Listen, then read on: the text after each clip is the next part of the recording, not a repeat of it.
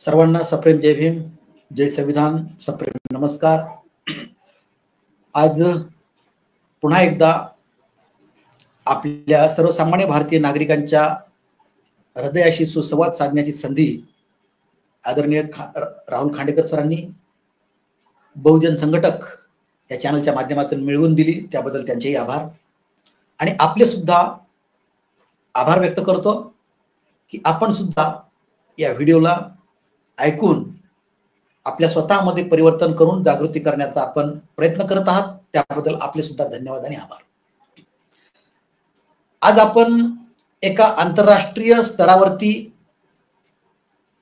जी लोकशाही आहे, जी लोकशाही शासन प्रणाली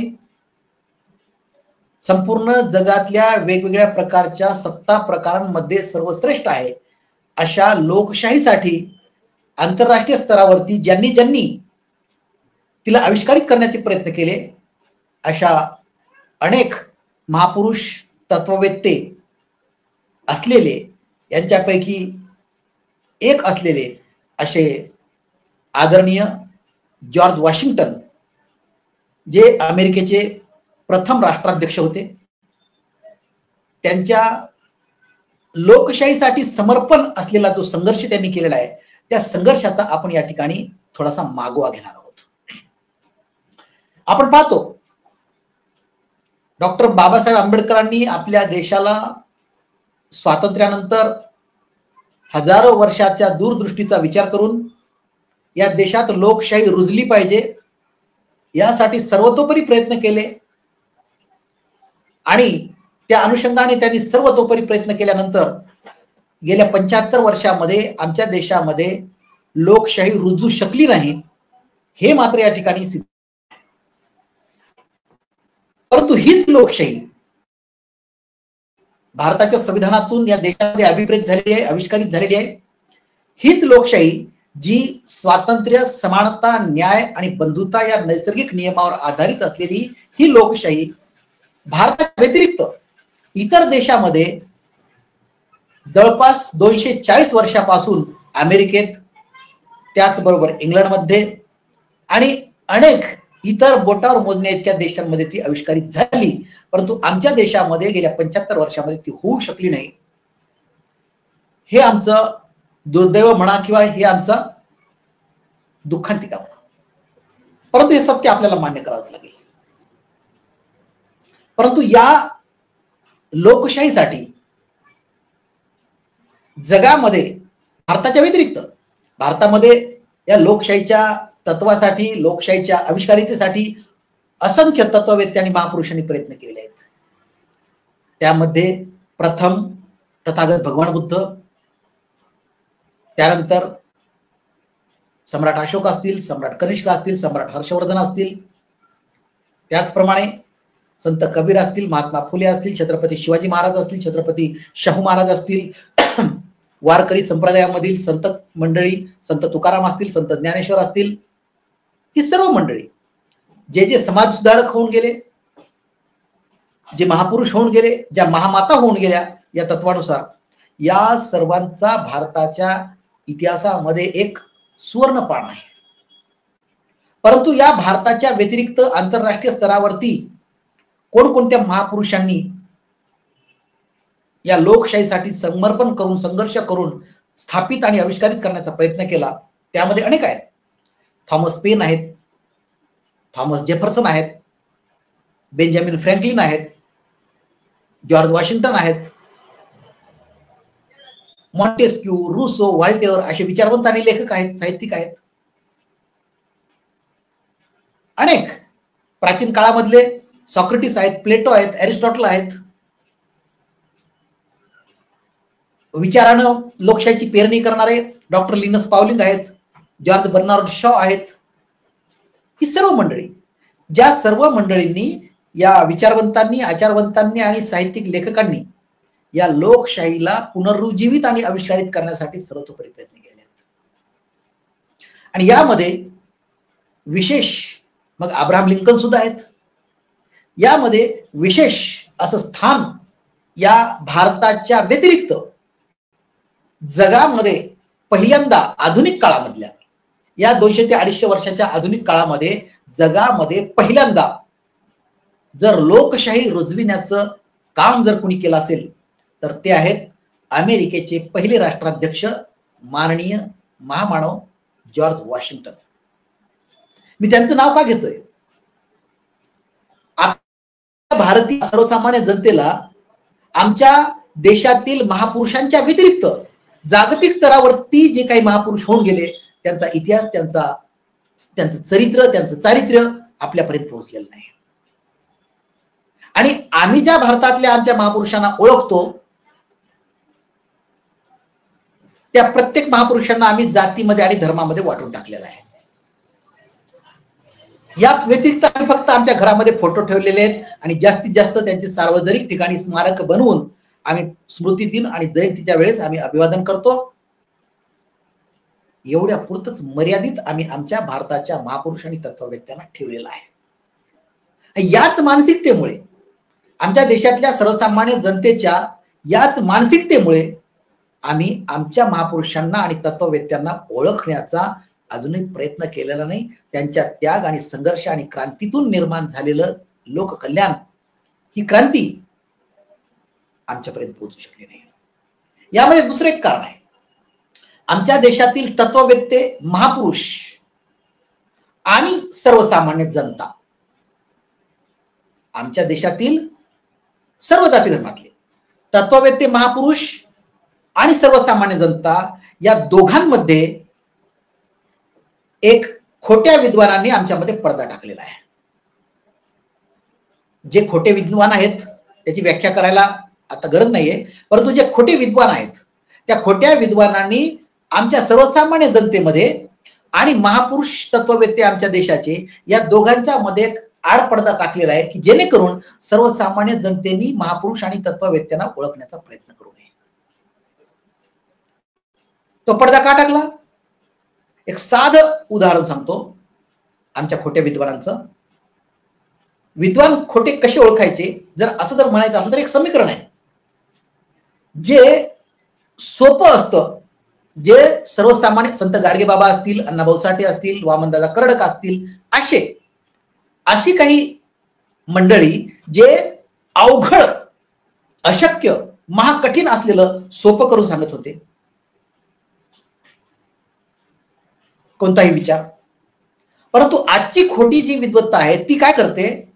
जे सगळ्यात सोपं आहे ते अवघड करून सांगणे, सर्वसामान्य जनतेला न समजणे, यासाठी या खोट्या विद्वानांची हे समीकरण निर्माण झालेलं आहे आणि म्हणून यांनी पडदा टाकलेला आहे. म्हणून आमची ओळख महापुरुष तत्ववेत्यांपर्यंत आमची पोहोचत नाही. ही सर्वसामान्य जनतेची अडचण आहे, हतबलता आहे. आम्ही फक्त मग त्या महापुरुषांना आणि क्रांतिकारकांना आणि तत्ववेत्यांना समजून घेण्याच्या पलीकडे आमची आकलन क्षमता जात नाही. म्हणून आम्ही फोटोला पुष्पहार, त्यांच्या चरणी पुष्प अर्पण करून आम्ही बाजूला होतो. ही हतबलता आमच्या संपूर्ण सर्वसामान्य भारतीय जनतेची आहे आणि म्हणून आमच्या देशातील तत्ववेत्ते आणि महापुरुष सर्वसामान्य जनतेच्या आकलन क्षमतेच्या बाहेर असल्यामुळं त्यांची क्रांती, त्यांचा त्याग आणि त्यांचा संघर्ष तिथपर्यंत सर्वसामान्य जनतेपर्यंत पोहोचू शकल्या नाही. त्यामुळं आज आम्ही फक्त अभिवादन आणि हार्दिक शुभेच्छेच्या बाहेर पडत नाही. ही वास्तवता, ही भयानक वास्तवता आज आमच्या देशामध्ये आहे. असो तर आंतरराष्ट्रीय स्तरावरती या संपूर्ण लोकशाही जगाने आतापर्यंत सर्व प्रकारचे सत्ता प्रकार अनुभवले. 16व्या शतकापासून जेव्हा औद्योगिक क्रांतीची सुरुवात झाली, वैज्ञानिक क्रांतीची सुरुवात झाली, वेगवेगळ्या क्षेत्रामध्ये संशोधन झालं, वैज्ञानिकांनी वेगवेगळ्या क्षेत्रामध्ये क्रांती केली. आजही चालू आहे, गेल्या 500 वर्षामध्ये सर्वतोपरी चालू आहे. परंतु वैज्ञानिकाच्या या औद्योगिक क्रांतीच्या नंतर वेगवेगळे नवे शोध लागल्याच्या नंतर वेगवेगळ्या देशांना, वेगवेगळ्या खंडांना, वेगवेगळ्या राष्ट्रांना एक साम्राज्यवादाचं हत्यार मिळालं आणि त्या माध्यमातून साम्राज्यवादाचा प्रसार झाला आणि त्याच माध्यमातून वेगवेगळे सत्ता प्रकार अनुभवले आले. त्यामध्ये हुकुमशाही आहे, राजेशाही आहे, सरंजामशाही आहे, पुरोहितशाही आहे, साम्यवाद आहे, समाजवाद आहे, हे सगळे सत्ता प्रकार या ठिकाणी या देशामध्ये अस्तित्वात आले, या जगामध्ये अस्तित्वात आले. आणि हे सगळे सत्ता प्रकार सर्वच प्रकारे, लोकशाही सोडून, ही लोकशाही शासन प्रणाली सर्वात जुनी जर म्हटलं तर आपण ग्रीकमध्ये आणि भारताच्या सिंधू संस्कृतीमध्येच जाणू शकतो. जवळपास 5000 वर्षापूर्वीच्या इतिहासामध्ये, 4,500 ते 5,000 वर्षापूर्वीच्या इतिहासामध्ये आपल्या देशात सिंधू संस्कृतीच्या माध्यमातून आणि ग्रीकमध्ये ग्रीक संस्कृतीच्या माध्यमातून आपण त्या काळामध्ये 100% लोकशाही शासन प्रणाली आविष्कारित झालेली होती. याचे पुरावे आजही आहेत आणि ते सत्य आहेत. आणि अगदी त्या लोकशाहीच्या नंतर जी काही गेल्या 500 वर्षांमध्ये जी काही अवकळा आली ती केवळ आणि केवळ या साम्राज्यवादाच्या स्पर्धेमधून, औद्योगिक क्रांतीच्या मधून निर्माण झालेल्या साम्राज्यवादाच्या स्पर्धेमधून या ठिकाणी ती लोप पावली गेली. परंतु ज्या पद्धतीनं लोकशाहीच्या व्यतिरिक्त जेवढे काही सत्ता प्रकार आहेत, या सत्ता प्रकारांनी कुठलाही रक्तरंजित क्रांती थांबवण्यामध्ये यश तिला आलेलं नाही. सर्वसामान्य जनतेचे मूलभूत हक्क आणि कर्तव्याचं रक्षण करण्यासाठी सुद्धा त्यांना यश आलेलं नाहीये. एवढंच काय, जगता जगता मरणे आणि मरता मरता जगणे ही दयनीय अवस्था बाहेर काढून फेकण्याची शक्ती सुद्धा या कुठल्याही सत्ता प्रकारामध्ये नव्हती आणि राहिलेली नाही. हा अनुभव, एवढंच काय तर हे सत्ता प्रकार लोकशाहीच्या व्यतिरिक्त असलेले हे सत्ता प्रकार प्रथम आणि द्वितीय महायुद्धाला सुद्धा थांबवू शकले नाहीत. हे जागतिक वास्तव आहे, भयान वास्तव आहे. आणि जेव्हा दुसऱ्या महायुद्धाचा शेवट झाला आणि जगाला कळलं, त्यातल्या त्यात अमेरिकेला कळलं, त्यातल्या त्यात संपूर्ण देशांना कळालं की लोकशाही शिवाय अन्य पर्याय या जगामध्ये असू शकत नाही, म्हणून अमेरिकेच्या आंतरराष्ट्रीय नेतृत्वाखाली अनेक लोकशाहीवादी देश स्वतंत्र झाले आणि लोकशाहीच्या माध्यमातून ते आजपर्यंत प्रगती करत आहेत, विकसनशील पद्धतीने ते प्रयत्न करत आहेत. परंतु आज जगामध्ये सर्वश्रेष्ठ आणि प्रथम क्रमांक असलेली महासत्ता, जी आर्थिक महासत्ता आपण म्हणू, ती जर कोणती असेल तर ती आहे अमेरिका. आज आपण आपल्या भारताच्या रुपयाची तुलना सुद्धा आपण डॉलरच्या माध्यमातून करावी लागते. म्हणजेच एवढंच काय, जगामध्ये कुठल्याही देशाचं चलन याची तुलना जर करायची असेल तर अमेरिकेच्या डॉलरशीच करावी लागते. याचा अर्थ स्पष्ट आहे की अमेरिकेचा डॉलर म्हणजेच आर्थिक जागतिक महासत्ता आहे, हे नाकारता येत नाही. आणि या अमेरिकेचं आपण जर इतिहास पाहिला तर त्या इतिहासामध्ये आपल्याला जावं लागेल, तेव्हाच जे माननीय अमेरिकेचे पहिले राष्ट्राध्यक्ष जॉर्ज वॉशिंग्टन यांच्या संपूर्ण जीवनामध्ये त्यांनी केलेला संघर्ष, त्याग आणि समर्पणाचा इतिहास आपल्याला समजून घ्यावा लागेल. आणि त्यासाठी जॉर्ज वॉशिंग्टनचा इतिहास एकदम सोप्या पद्धतीनं आणि कमीत कमी वेळामध्ये आपल्यासोबत शेअर करणार आहे. जॉर्ज वॉशिंग्टन हे 1756 ते 1763 या काळामध्ये इंग्लंड आणि फ्रान्स या दोन देशामध्ये एक सप्तवार्षिक युद्ध झालं. आणि या 7 वर्षाच्या सप्तवार्षिक युद्धाच्या काळात जॉर्ज वॉशिंग्टन हे इंग्लंडकडून सरसेनापती म्हणून युद्धामध्ये सहभागी झालेले होते. आणि अमेरिकेमध्ये जी जॉर्जिया वसाहत होती त्या वसाहतीचे ते त्यावेळेसचे नागरिक होते. परंतु इंग्लंडमध्ये त्यांनी सैन्यामध्ये भरती होऊन सरसेनापती पदापर्यंत पोहोचले आणि शेवटच्या त्यांच्या निवृत्तीच्या काळामध्ये त्यांच्यावरती ती सरसेनापती पदाची जबाबदारी इंग्लंडने दिली आणि इंग्लंड आणि फ्रान्सच्या मध्ये झालेल्या सप्तवार्षिक युद्धामध्ये त्यांच्यावर मोठी जबाबदारी दिली आणि फ्रान्सच्या विरुद्ध त्यांनी इंग्लंडला हे युद्ध जिंकून दिलं. आणि या सप्तवार्षिक युद्धामध्ये इंग्लंडचा विजय झाल्याच्या नंतर लागलीच जॉर्ज वॉशिंग्टन हे त्या इंग्लंडच्या सैन्यामधून सेवानिवृत्त झाले आणि आपल्या जॉर्जिया वसाहतीमध्ये अमेरिकेमध्ये जाऊन एक निवृत्तीधारक व्यक्ती माणूस ज्या पद्धतीने जगतो अशा जगण्यासाठी ते जॉर्जियामध्ये गेले आणि तिथं आपल्या गावामध्ये राहत होते. कल्पना करा की एखाद्या सैन्यामधून, एखाद्या सरकारी नोकरीमधून किंवा खाजगी नोकरीमधून जर एखादा माणूस जर सेवानिवृत्त झाला तर त्याचे स्वप्न काय असतात की आता मी निवृत्त झालेला आहे, सर्वांनी माझ्या घरातल्या लोकांनी माझा आदर सत्कार करावा, मला सर्व सेवा उपलब्ध करून द्यावी, माझी सेवा शुश्रूषा करावी, ही अपेक्षा साहजिक आहे आणि ती असते, असावी, हरकत नाही. परंतु या ठिकाणी जॉर्ज वॉशिंग्टन जेव्हा सेवानिवृत्त मिलिटरी मधून झाले इंग्लंडच्या आणि आपल्या अमेरिकेमध्ये गेल्याच्या नंतर, आपल्या गावात गेल्याच्या नंतर सर्वसामान्यातल्या सर्वसामान्य शेतकऱ्याचं जीवन ते जगू लागले. सर्वसामान्यातला सर्वसामान्य शेतकरी हा जो सर्वसामान्य नागरिक त्या देशात असतो अशा पद्धतीने ते त्या ठिकाणी जीवन जगू लागले. आणि हे करत असताना त्या अमेरिकेवरती, म्हणजे अमेरिकेच्या ज्या काही 13 वसाहती होत्या वेगवेगळ्या प्रकारच्या, त्या 13ही वसाहतीवर इंग्लंडचं साम्राज्य होतं, इंग्लंडचं वर्चस्व होतं. आणि आपोआपच इंग्लंडचं वर्चस्व आणि साम्राज्य असल्यामुळं इंग्लंडचेच कायदे त्या ठिकाणी चालायचे. मग ते कायदे तेथील जनतेच्या, म्हणजे अमेरिकेतल्या 13ही वसाहतीच्या नागरिकांना ते न पटणारे असणारच. जाचक कर असेल, अनेक अन्यायकारक कायदे असतील, ते त्या ठिकाणी त्यांचे चालायचे.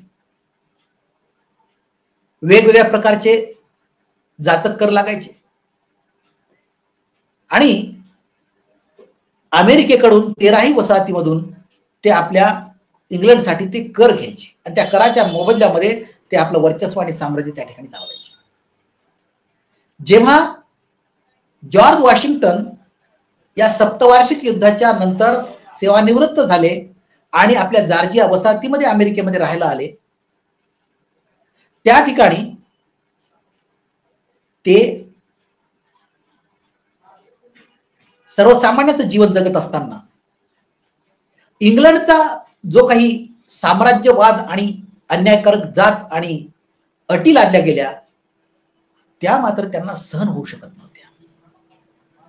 इंग्लंडनी ज्या पद्धतीनं वेगवेगळ्या प्रकारचे जाचक कर लावले, वेगवेगळ्या प्रकारच्या खर्च त्यांच्यावरती लादल्या गेला, यामुळं जॉर्ज वॉशिंग्टन मधला एक त्या देशाचा सर्वसामान्यातला सर्वसामान्य नागरिक जागृत झाला.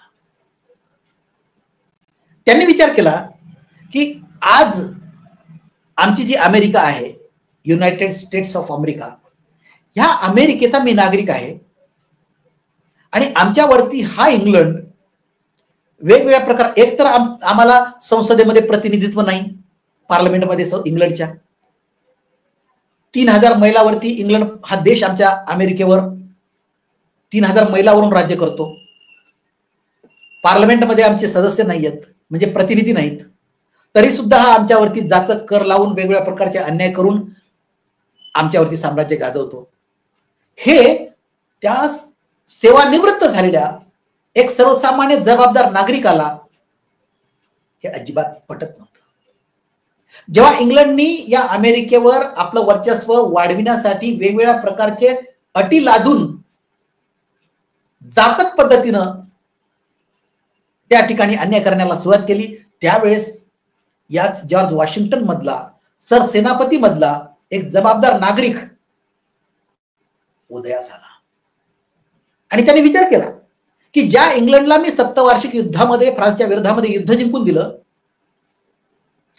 तोच इंग्लंड, तेच इंग्रज इथं माझ्यावर त्यांनी स्वतःवर घेतलं. अमेरिकेवर तर आहेच, परंतु त्यांनी स्वतःवर घेतलं, माझ्यावर, माझ्या देशावरती हे आक्रमण करतात, हे वेगवेगळ्या प्रकारचे अन्याय करतात, हे मी का सहन करू?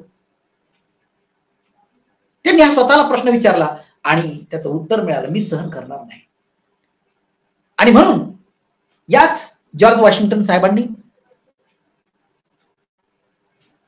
3 मित्र निवडले. एक थॉमस पेन, दुसरे थॉमस जेफरसन आणि तिसरे बेंजामिन फ्रँकलिन आणि चौथे जॉर्ज वॉशिंग्टन. ह्या 4 युवकांनी जवळपास 1763 पासून ते 1789 पर्यंत 90च्या पर्यंत जवळपास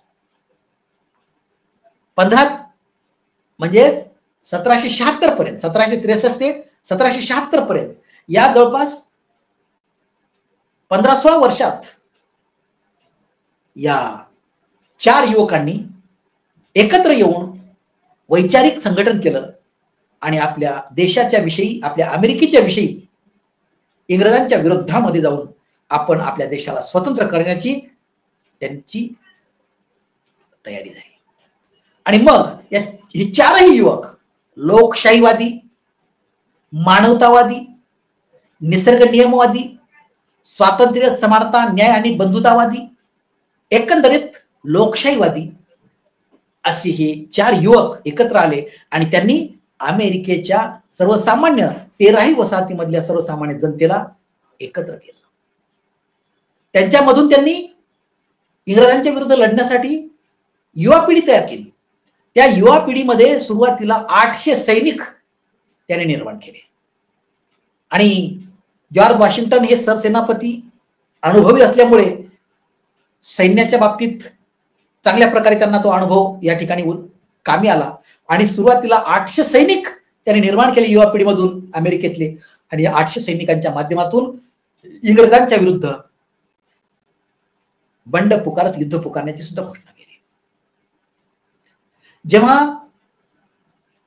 बोस्टनच्या बंदरामध्ये इंग्लंडचं एक चहाच्या पावडरचं म्हणजे पत्तीचं चहाचं एक जहाज आलं आणि ते जहाज अमेरिकेतल्या या जनतेने आणि या सैनिकांनी उलथून टाकलं समुद्रामध्ये.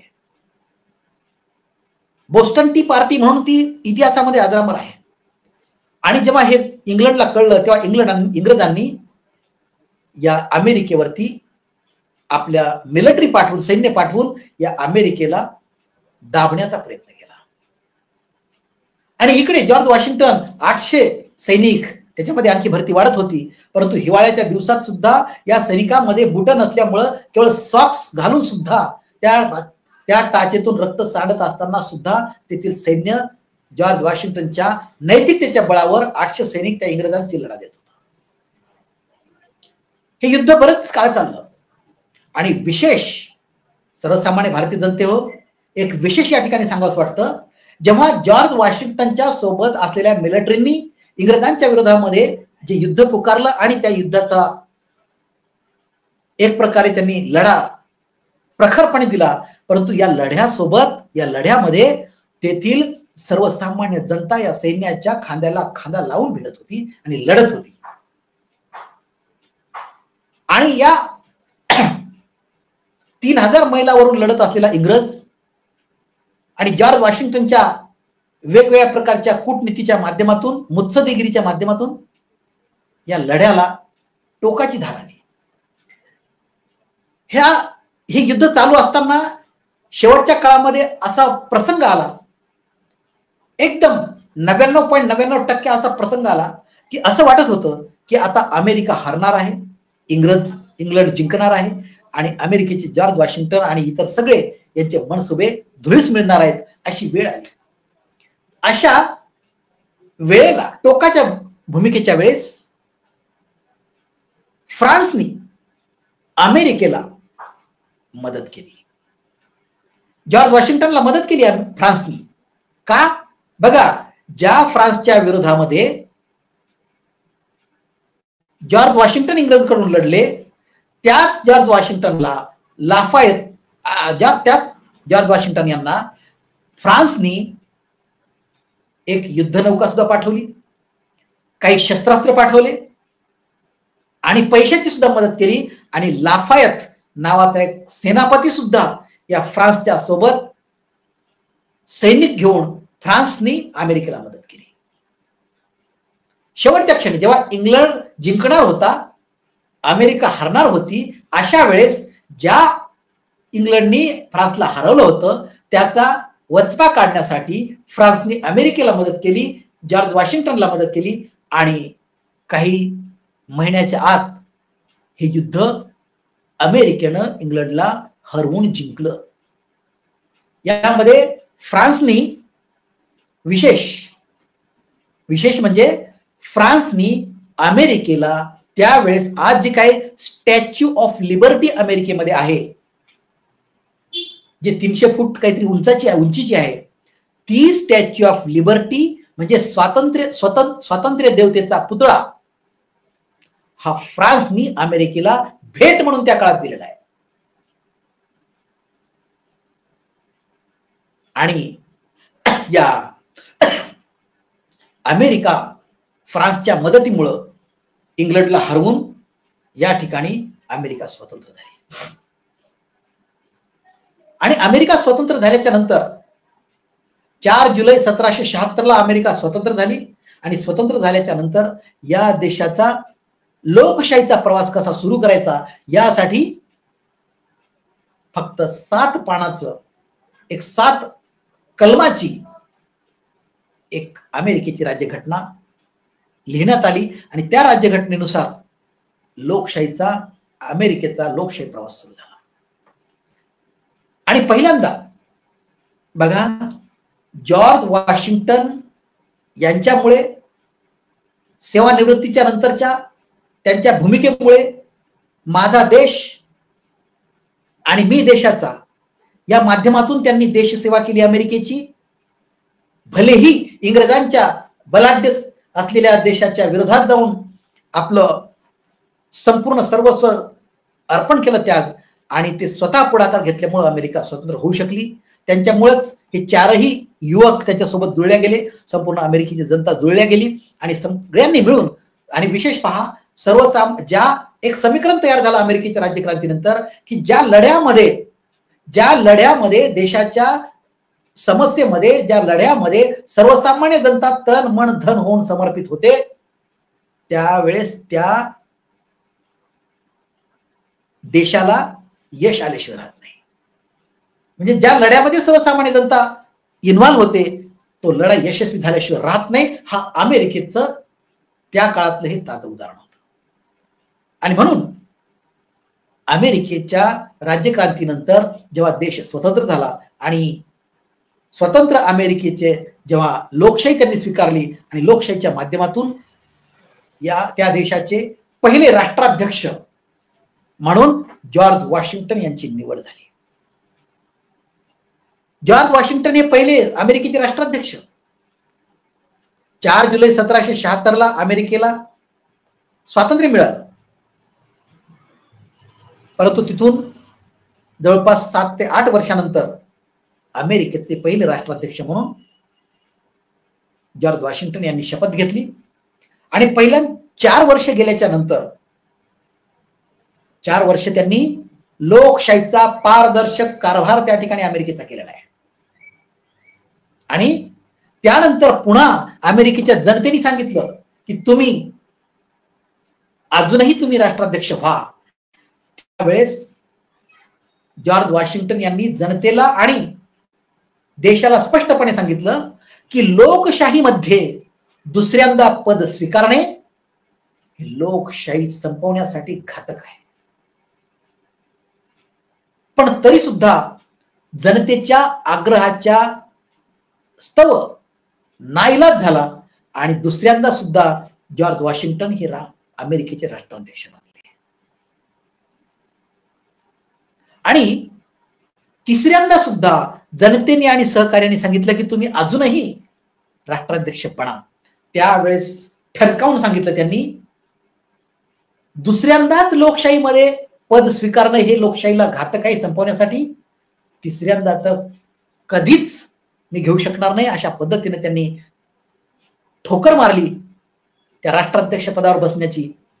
आणि मग तिथून त्यांनी निवृत्ती घेतली आणि त्या पद्धतीने पुन्हा एकदा सर्वसामान्य अमेरिकन नागरिक म्हणून त्यांनी जीवन व्यतीत केलं.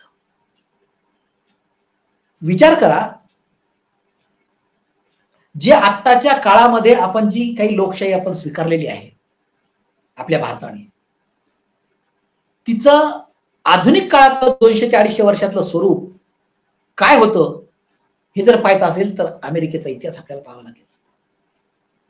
अमेरिकन राज्यक्रांती झाल्याच्या नंतर तिनं जो काही लोकशाहीचा प्रवास सुरू केला, या 240 वर्षातला प्रवास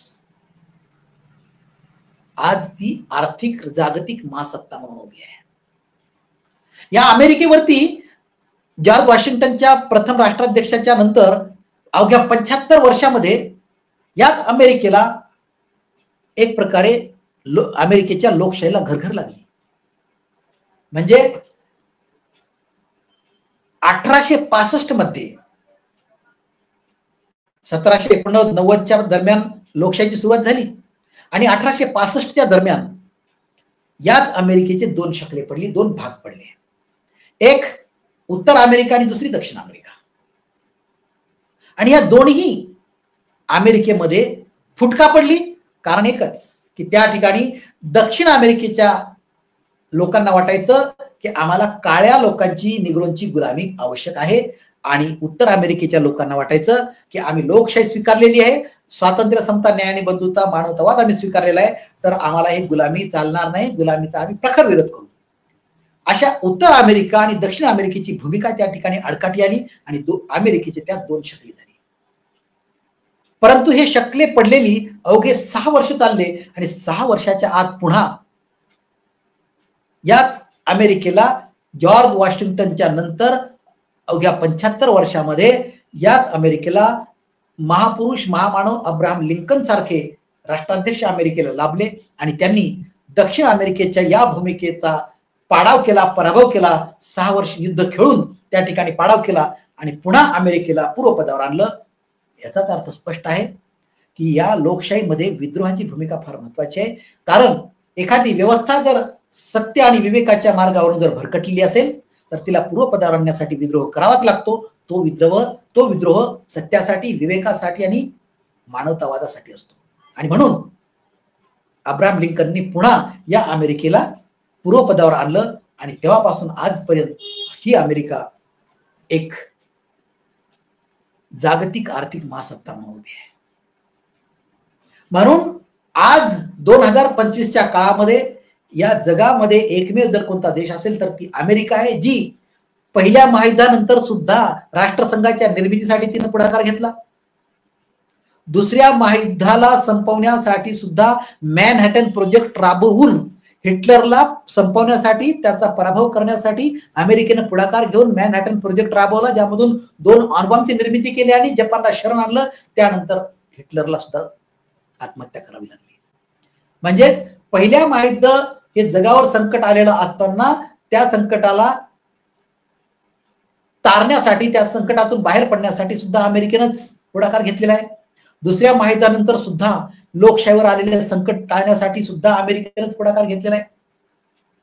आणि आधुनिक लोकशाहीचा उद्गाता म्हणून ज्याला म्हणतात ते म्हणजे जॉर्ज वॉशिंग्टन, ते सुद्धा अमेरिकेचेच. म्हणजेच अमेरिकेनेच आजपर्यंत गेल्या 240 वर्षामध्ये जागतिक पटलावरती लोकशाहीच्या नावाने, टक्केवारी कमी जास्त असू शकेल, परंतु लोकशाहीसाठी समर्पण अमेरिकेने दिलेलं आहे. त्याचं एकमेव कारण, केवळ आणि केवळ एकमेव कारण जर असेल तर ते म्हणजे जॉर्ज वॉशिंग्टन यांचा असलेला या अमेरिकेवरचा सर्व त्याग, संघर्ष आणि क्रांतीचा प्रभाव आहे.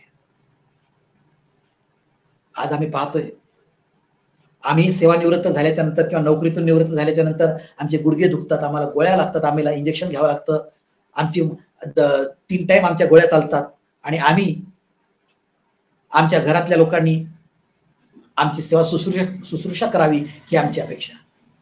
परंतु या सगळ्या वलयामधून बाहेर पडून देशासाठी, मानवतेसाठी, जनतेसाठी सम्यक काम करण्याचं काम एक आदर्श म्हणून जर कोणी केला असेल तर ते केवळ आणि केवळ जॉर्ज वॉशिंग्टन यांनी केलं. आणि त्यांच्यामुळेच Thomas Paine, Thomas Jefferson, Benjamin Franklin ही 3 महापुरुष सुद्धा पुढे उदयास आली. म्हणजे याचाच अर्थ स्पष्ट आहे की जगामध्ये आणि देशामध्ये कुठल्याही क्रांती करण्यासाठी अनेकांची गरज लागते असं नव्हे. एकटाच माणूस सर्व काही करू शकतो. त्याचं ताजं उदाहरण तथागत भगवान बुद्ध घ्या, डॉक्टर बाबासाहेब आंबेडकर घ्या, जॉर्ज वॉशिंग्टन घ्या, थॉमस पेन घ्या, ही सगळी मंडळी. एकटाच माणूस, त्याला कुणाच्या सोबतीची साथीची अजिबात आवश्यकता नसते. हे जगामध्ये आणि आपल्या देशामध्ये या सर्व महापुरुषांनी दाखवून दिलेलं आहे.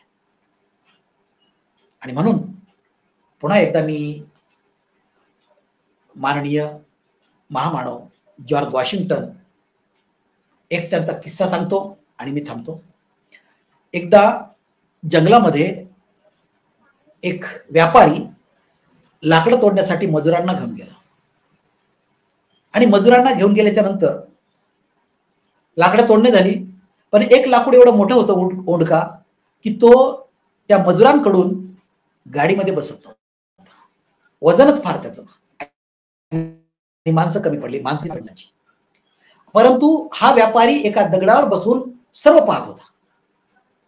त्याच्याकडे जेवढे मजूर होते ते सगळे मिळून ते ओंडका उचलून गाडीमध्ये टाकण्याचा प्रयत्न करत होते, परंतु तो ओंडका जड असल्यामुळं त्या गाडीमध्ये उचलून टाकता येत नव्हता त्या मजुरांना.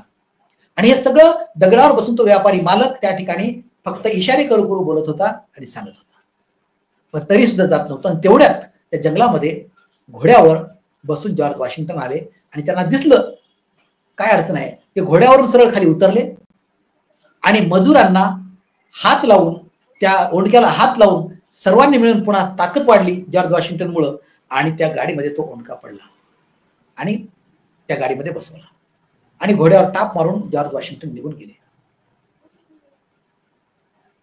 असे अनेक किस्से आहेत, मी फक्त एकच सांगितला. म्हणजे सांगायचं तात्पर्य असं की या देशामध्ये आणि जगामध्ये जेवढे काही महापुरुष क्रांतिकारक होऊन गेले त्यांनी कुठल्याही सार्वजनिक कार्याची सुरुवात स्वतःपासून केलेली आहे. आणि जे काम स्वतःपासून करायला सुरुवात करतात तेच या जगाचे आणि देशाचे महामानव असतात. हेच या किस्स्यामधून, या अनेक प्रकारच्या किस्स्यामधून मी सांगितलेलं आहे. आणि असेच महापुरुष आपल्या देशात सुद्धा आणि जगामध्ये घडलेले आहेत. अशा प्रकारे या आदरणीय महामानव जॉर्ज वॉशिंग्टन यांना, ज्यांनी लोकशाहीचा आदर्श या देशामध्ये अमेरिकेच्या राज्यक्रांतीनंतर घडवून आणला, तीच खरी लोकशाही या अमेरिकेमध्ये आजही आहे. म्हणून जागतिक आर्थिक महासत्ता आपली या जगामध्ये आहे, परंतु आमचा भारत देश या 75 वर्षामध्ये लोकशाहीपासून अलिप्त झाला आणि पुन्हा आम्ही हुकुमशाहीच्या वेगवेगळ्या प्रकारच्या शाहीमध्ये आम्ही चाललेलो आहोत. या लोकशाहीला विसरतो का काय, लोकशाहीपासून वंचित होतो काय, अशी भीती निर्माण झालेली आहे. आणि यासाठी जॉर्ज वॉशिंग्टन यांचा एक आदर्श आपण सर्वसामान्य जनतेने घेतला पाहिजे की प्रत्येकाने असं समजलं पाहिजे, या देशातल्या 140 कोटी लोकसंख्येतील प्रत्येक जबाबदार भारतीय नागरिकांनी हे समजलं पाहिजे की मी या देशाचा मालक आहे, देश माझा आहे, मी या देशाचा आहे आणि ही व्यवस्था सगळी माझ्यासाठी आहे, या व्यवस्थेसाठी मी नाही. आणि हे जोपर्यंत आमच्यामध्ये आत्मविश्वास दृढ होत नाही तोपर्यंत आम्ही या देशाचे जबाबदार नागरिक म्हणून सिद्ध होऊ शकत नाही. एवढं या ठिकाणी ठामपणे सांगतो आणि थांबतो. जय संविधान, जय भारत, धन्यवाद, जय हिंद.